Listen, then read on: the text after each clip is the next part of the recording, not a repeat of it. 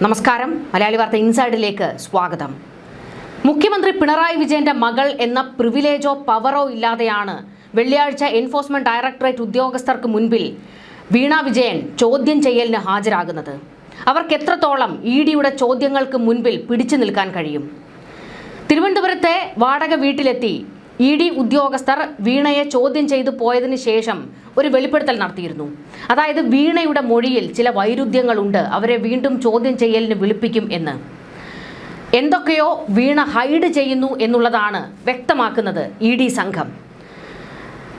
വീണ വിജയൻ വെള്ളിയാഴ്ച ചോദ്യം ചെയ്യലിന് ഹാജരാകുമോ? അതാണ് ഏറ്റവും പ്രധാനപ്പെട്ട കാര്യം. ഒന്നുകിൽ ചോദ്യം ചെയ്യലിന് ഹാജരാകില്ല എന്ന് വീണ അറിയിക്കാൻ സാധ്യതയുണ്ട്. അതായത് ചോദ്യം ചെയ്യലിന് ഹാജരാകാൻ കുറച്ച് ദിവസം കൂടി നീട്ടിക്കിട്ടണം എന്നവർ പറഞ്ഞേക്കും. ചോദ്യം ചെയ്യലിന് പോകാതിരിക്കാൻ കഴിയില്ല, പക്ഷേ കുറച്ചുകൂടി സമയം ചോദ്യം ചെയ്യലിന് ഹാജരാകാൻ തനിക്ക് വേണം എന്ന് വീണ പറയാൻ സാധ്യതയുണ്ട്. ഇപ്പോൾ തന്നെ വീണ അടിമുടി വിറച്ചു നിൽക്കുകയാണ്. അവർ പുറത്തേക്ക് പോലും എവിടെയും ഇറങ്ങുന്നില്ല. വീണ വിജയൻ ഇതുവരെ മാസപ്പടി എന്ന കേസ് നേരിട്ടത് എങ്ങനെയായിരുന്നു? മുഖ്യമന്ത്രി പിണറായി വിജയന്റെ മകളായിട്ടിരുന്ന ഘട്ടത്തിലായിരുന്നു മാസപ്പടി കേസിനെ അവർ നേരിട്ടത്. അവർ ചെന്നൈയിലെ ഇഡി ഓഫീസിൽ ഒരു തവണ മാത്രമാണ് ചോദ്യം ചെയ്യലിന് പോയി ഹാജരായത്. അതും പിണറായി വിജയൻ മുഖ്യമന്ത്രി ആയിരിക്കുന്ന ഘട്ടത്തിലാണ് എന്നോർക്കണം. പിണറായി വിജയൻ മുഖ്യമന്ത്രി, കേരളത്തിന്റെ മുഖ്യമന്ത്രിയാണ്. ആ ഒരു പവർ ഉറപ്പായും, ആ ഒരു പ്രിവിലേജ് വീണ വിജയന് കിട്ടിയിട്ടുണ്ട്. പക്ഷേ ഇന്നിപ്പോൾ പിണറായി വിജയൻ പ്രതിപക്ഷ നേതാവാണ്. മകളെ എത്ര കണ്ട് രക്ഷിക്കാൻ കഴിയും? വലിയ പ്രിവിലേജ് ഒന്നും പ്രതിപക്ഷ നേതാവിനില്ല. അതുകൊണ്ട് പിണറായി വിജയൻ കുറച്ചധികം വിയർക്കുന്നുണ്ട്. മകളുടെ കാര്യത്തിൽ എന്ത് ചെയ്യണം എന്നുള്ളതാണ് പിണറായി വിജയനെ കുഴപ്പിച്ചുകൊണ്ടിരിക്കുന്നത്. വെള്ളിയാഴ്ച വീണ വിജയൻ ചോദ്യം ചെയ്യലിന് ഹാജരായാൽ അറസ്റ്റ് എന്ന നടപടിയിലേക്ക് കടക്കുമോ? ആ ഒരു ഭയം പിണറായിക്കുണ്ട്. കൊടികെട്ടിയ വക്കീലന്മാരെയൊക്കെ ഇറക്കിയാണ് നിയമോപദേശം തേടിയിരിക്കുന്നത്. സുപ്രീം കോടതി വക്കീലന്മാരോടൊക്കെയാണ് നിയമോപദേശം പിണറായി തേടിയിരിക്കുന്നത്. ചോദ്യം ചെയ്യലിന് മകളെ വിട്ടുകൊടുത്താൽ, അറസ്റ്റിലേക്ക് കാര്യങ്ങൾ പോയാൽ അത് പിണറായി വിജയനെ സംബന്ധിച്ചിടത്തോളം വലിയ തിരിച്ചടിയാണ്. CPM-നും വലിയ തിരിച്ചടി ഉണ്ടാക്കും. ഇത് മാത്രമല്ല, പിണറായി വിജയൻ പാർട്ടിയിൽ ഏറെ തിരിച്ചടികൾ നേരിടും. ഇപ്പോൾ തന്നെ പിണറായി വിജയൻ മാറി നിൽക്കണം എന്നുള്ള ആവശ്യം വീണ്ടും ശക്തമായി ഉയരുകയാണ്. വീണയുടെ കാര്യത്തിൽ പാർട്ടി ഇടപെടില്ല എന്ന് പാർട്ടി നിലപാട് കട്ടായം പറഞ്ഞു കഴിഞ്ഞിട്ടുണ്ട്. ഈ ഒരു ഘട്ടത്തിൽ പാർട്ടി കൂടി ഒപ്പമില്ലാത്തത് പിണറായി വിജയനും മകൾക്കും വലിയ തിരിച്ചടി ഉണ്ടാക്കുന്ന കാര്യമാണ്. പക്ഷേ ഇവിടെ പിണറായി വിജയൻ മുൻകൂട്ടി ഒരു കളി കളിച്ചത് കൂടി നമ്മൾ ഓർക്കണം. ഈ കേസിൽ AKG സെന്ററിലേക്ക് എൻഫോഴ്സ്മെന്റ് ഡയറക്ടറേറ്റ് എത്തില്ല എന്ന് പറയാൻ കഴിയില്ല. കാരണം വീണയുടെ ബംഗളൂരുവിലെ എക്സാലോജിക് എന്ന കമ്പനിയുടെ അഡ്രസ്സ്, അതിൻ്റെ മേൽവിലാസം AKG സെന്ററിൻ്റെതാണ്. അതായത് AKG സെന്ററും ഇതിൽ ഉൾപ്പെട്ട് കഴിഞ്ഞിരിക്കുന്നു. അവർക്ക് ഇതിൽ നിന്ന് കൈ കഴുകി അങ്ങ് മാറി നിൽക്കാൻ കഴിയില്ല. പാർട്ടി ആപ്പീസ് ഉൾപ്പെടെ മറുപടി പറയേണ്ടി വരും എന്നുള്ളതാണ്. ഇത് പിണറായി വിജയന്റെ കൂർമ്മ ബുദ്ധിയാണ്. അഥവാ പിന്നീട് എപ്പോഴേലും പണി കിട്ടിക്കഴിഞ്ഞാൽ പാർട്ടി തനിക്കൊപ്പം നിൽക്കണമല്ലോ. അല്ലാതെ വീണ വിജയൻ മാത്രമായിട്ട് ഒരു തീരുമാനമെടുത്ത് തൻ്റെ അഡ്രസ്സ് AKG സെന്ററിൻ്റേത് കൊടുത്തതല്ല. കൃത്യമായി പിണറായി വിജയന്റെ ഉപദേശം അനുസരിച്ച് തന്നെയാണ് അങ്ങനെ ഒരു നീക്കം നടത്തിയത്. ഇവിടുത്തെ ഏറ്റവും പ്രധാനപ്പെട്ട കാര്യം വീണ വിജയന് ചോദ്യം ചെയ്യലിനോട് പിടിച്ചു നിൽക്കാൻ കഴിയുമോ എന്നുള്ളതാണ്. മാസപ്പടി കേസുമായി ബന്ധപ്പെട്ട് എവിടെയും വീണ വിജയൻ ഒരു തരത്തിലും പ്രതികരിക്കാൻ അവർ തയ്യാറായിട്ടില്ല. ഒരു മാധ്യമങ്ങൾക്ക് മുൻപിലേക്കും അവർ വന്നിട്ടുമില്ല. സോഷ്യൽ മീഡിയയിൽ അവരൊരു കുറിപ്പ് പോലും ഇട്ടിട്ടില്ല. മാസപ്പടി കേസുമായി ബന്ധപ്പെട്ട് പിണറായി വിജയൻ മുഖ്യമന്ത്രി ആയിരിക്കുന്ന കാലം മുതൽ തന്നെ എത്രയോ ആരോപണങ്ങളും വിവാദങ്ങളും പൊട്ടിത്തെറികളും ഉള്ളതാണ്. ആ ഘട്ടത്തിൽ പോലും അവർ രംഗത്തേക്ക് വന്ന് ഒരക്ഷരം പോലും പ്രതികരിക്കാൻ തയ്യാറായിട്ടില്ല. ഇപ്പോഴും അവർ അതിന് തയ്യാറല്ല.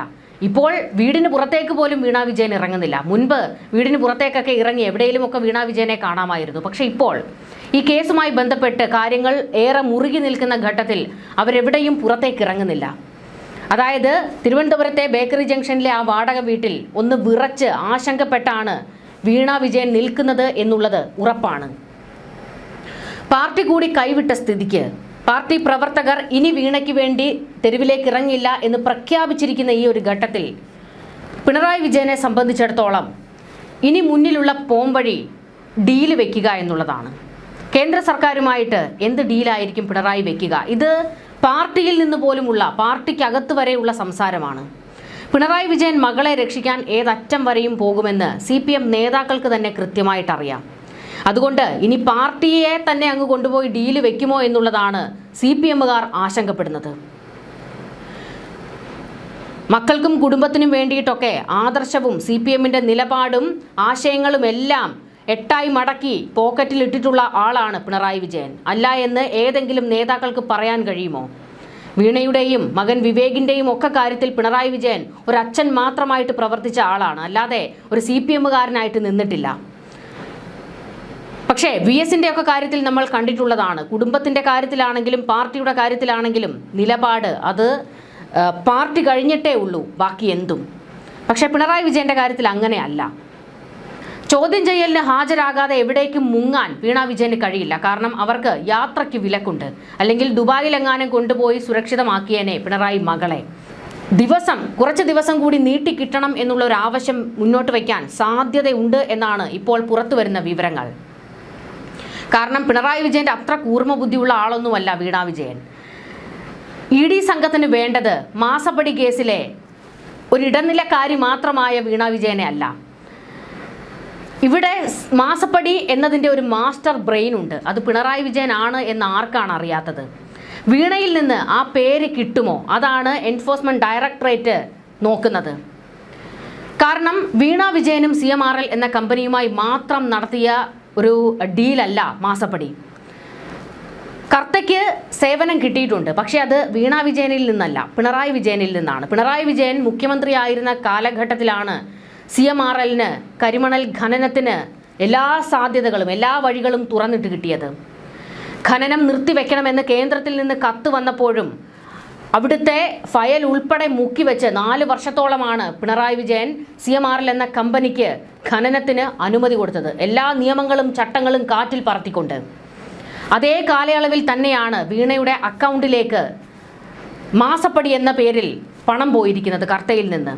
അപ്പോൾ ആർക്കാണ് സേവനം ചെയ്തു കൊടുത്തത് എന്നുള്ളത് കൃത്യമാണല്ലോ.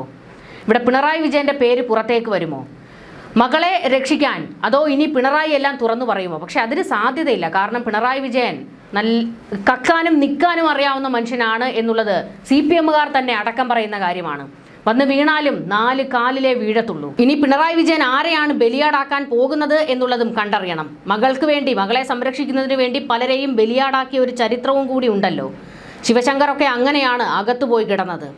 എന്തായാലും വെള്ളിയാഴ്ച വീണ വിജയനെ സംബന്ധിച്ചിടത്തോളം നിർണായകമാണ്. ഇനി മണിക്കൂറുകൾ മാത്രമാണ്, ദിവസങ്ങൾ എന്ന് നമ്മൾ പറയേണ്ട, മണിക്കൂറുകൾ എണ്ണിയാണ് പിണറായി വിജയൻ കാത്തിരിക്കുന്നത്. മകളെ രക്ഷിക്കുന്നതിന് വേണ്ടി അങ്ങ് കൊടികെട്ടിയ വക്കീലന്മാരുടെ നിയമോപദേശം തേടി എന്നുവരെ വിവരങ്ങൾ പുറത്തു വരുമ്പോൾ എന്തൊക്കെയോ ആ കുടുംബത്തിന് ഭയക്കാനുണ്ട് എന്നുള്ളതാണല്ലോ വ്യക്തമാകുന്നത്. ഇനി എല്ലാ വഴികളും, അതായത് വീണ വിജയന് രക്ഷപ്പെടാൻ ഇനി പഴുതുകളില്ലേ? എല്ലാ വഴികളും അടഞ്ഞോ എന്ന് ചോദിച്ചാൽ അങ്ങനെ അടഞ്ഞിട്ടില്ല എന്നുകൂടി നമുക്ക് പറയാം. CMRL എക്സാലോജിക് സാമ്പത്തിക ഇടപാടുമായി ബന്ധപ്പെട്ട കള്ളപ്പണം വെളുപ്പിക്കൽ കേസിൽ വീണയ്ക്ക് എൻഫോഴ്സ്മെന്റ് ഡയറക്ടറേറ്റ് സമൻസ് അയച്ചതോടെ വരും ദിവസങ്ങൾ അത് നിയമ പോരാട്ടങ്ങളുടേത് കൂടിയാണ് എന്ന് വ്യക്തമാകുകയാണ്. എക്സാലോജിക് സൊല്യൂഷൻസ് സേവനങ്ങളൊന്നും നൽകാതെ CMRL കമ്പനിയിൽ നിന്ന് 2.78 കോടി രൂപ കൈപ്പറ്റിയെന്നും മറ്റൊരു കമ്പനിയിൽ നിന്ന് 50 ലക്ഷം രൂപ വായ്പയായി നേടിയെന്നുമാണ് EDയുടെ കേസുള്ളത്. ഈ തുക കള്ളപ്പണം വെളുപ്പിക്കൽ നിരോധന നിയമപ്രകാരം കുറ്റകൃത്യത്തിലൂടെ സമ്പാദിച്ച പണം എന്ന പരിധിയിലാണ് ED ഉൾപ്പെടുത്തിയിരിക്കുന്നത്. അതായത് കള്ളപ്പണ ഇടപാട് നടത്തി എന്നുള്ളതാണ്. ഇതിന്റെ തുടർച്ചയായി വീണയുമായും CMRL-ലുമായി ബന്ധപ്പെട്ട കേന്ദ്രങ്ങളിൽ ED റെയ്ഡ് നടത്തുകയും ചെയ്തിട്ടുണ്ട്. പിന്നാലെ ജൂൺ 12-ന് കൊച്ചിയിലെ ED സോണൽ ഓഫീസിൽ ഹാജരാകാൻ വീണയോടും CMRL MD ശശിധരൻ കർത്തയും ഉദ്യോഗസ്ഥരും ഉൾപ്പെടെ 8 പേരോടും ആവശ്യപ്പെട്ടിരിക്കുന്നത് കേന്ദ്ര ഏജൻസി കൃത്യമായിട്ടുള്ള ഇടപെടലാണ് നടത്തിയത്. ഇനി വീണയ്ക്കും കൂട്ടർക്കും രക്ഷപ്പെടാൻ എന്താണ് വഴി? ED അന്വേഷണത്തെ പ്രതിരോധിക്കാൻ വീണയ്ക്ക് മുന്നിൽ ഇനി വഴികളുണ്ടോ? അങ്ങനെ ഒരുപാട് ചോദ്യങ്ങളുണ്ട്. CMRL-ന്റെ ഹർജിയിൽ കേരള ഹൈക്കോടതി ഡിവിഷൻ ബെഞ്ച് ഉത്തരവ് തിരിച്ചടിയായെങ്കിലും നിയമപരമായ ചില പ്രതിരോധ വഴികൾ ഇനിയും വീണയ്ക്ക് മുന്നിൽ ഉണ്ട് എന്നാണ് നിയമവൃത്തങ്ങൾ പറയുന്നത്. ഹൈക്കോടതി ഉത്തരവിനെതിരെ സുപ്രീം കോടതിയെ സമീപിച്ച് പ്രത്യേക അനുമതി ഹർജി നൽകുക എന്നതാണ് ഇതിലൊന്ന്. എൻഫോഴ്സ്മെന്റ് ഡയറക്ടറേറ്റ് രജിസ്റ്റർ ചെയ്ത ECIR റദ്ദാക്കണമെന്നും നടപടികൾ സ്റ്റേ ചെയ്യണമെന്നും ആവശ്യപ്പെടാം. അടിസ്ഥാന കുറ്റം നിലനിൽക്കാതെ കള്ളപ്പണ കേസ് എടുക്കാൻ കഴിയില്ലെന്ന വാദം സുപ്രീം കോടതിയിൽ ഉയർത്താൻ പ്രതിഭാഗത്തിനും സാധിക്കും.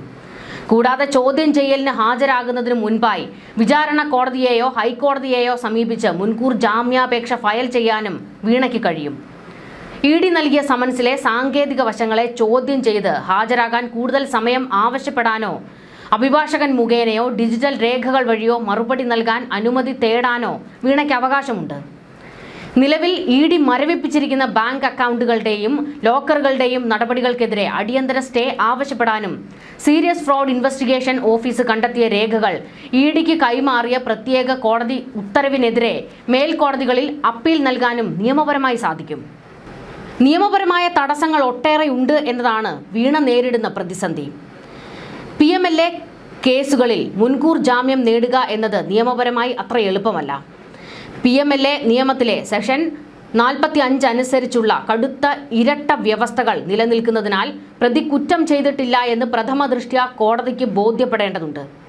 മുൻകൂർ ജാമ്യാപേക്ഷകളുമായി പോകുമ്പോൾ കോടതിയിൽ അറസ്റ്റിനുള്ള സാധ്യത ED പരമാവധി ഉപയോഗിക്കാറുള്ളതിനാൽ ചോദ്യം ചെയ്യലിന് തൊട്ടു മുൻപ് മുൻകൂർ ജാമ്യത്തിന് ശ്രമിക്കുന്നത് തിരിച്ചടിയായേക്കുമെന്നും നിയമവൃത്തങ്ങൾ ചൂണ്ടിക്കാട്ടുന്നു. മറ്റൊന്ന്, CMRL നൽകിയ ഹർജികൾ ഹൈക്കോടതി തള്ളിയ സ്ഥിതിക്ക് അതേ ആവശ്യവുമായി വീണ നേരിട്ട് കോടതിയെ സമീപിച്ചാൽ അതിന് നിയമപരമായ നിലനിൽപ്പ് വളരെ കുറവായിരിക്കും. ഒരേ വിഷയത്തിൽ 2 കോടതികളിൽ ഇതിനകം വ്യക്തമായ തീർപ്പ് കൽപ്പിച്ചു കഴിഞ്ഞതിനാലും EDയുടെ അന്വേഷണ പരിധി കൃത്യമാണെന്ന് പ്രഖ്യാപിച്ചതിനാലും അന്വേഷണം തടയുക എന്ന് നേരിട്ടുള്ള വഴി ഏറെക്കുറെ അടഞ്ഞ മട്ടാണെന്നും നിയമവിദഗ്ധർ പറയുന്നുണ്ട്.